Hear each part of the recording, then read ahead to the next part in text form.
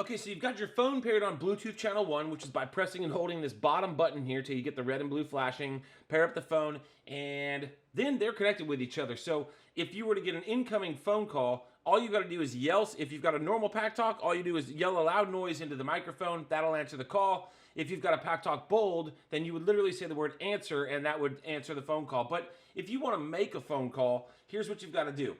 This bottom button, the same button that you paired with, when you tap that, that directly opens up your voice assistant, in this case, Siri, because this is an iPhone.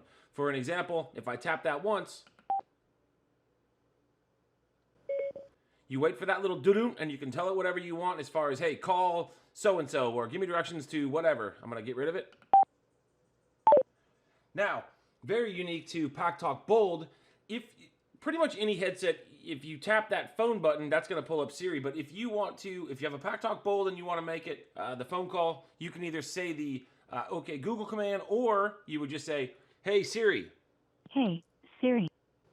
Wait for the beep and talk. That natural voice thing for me to just say, hey Siri, and pull that up to make a phone call, very unique. Props to Cardo on that one.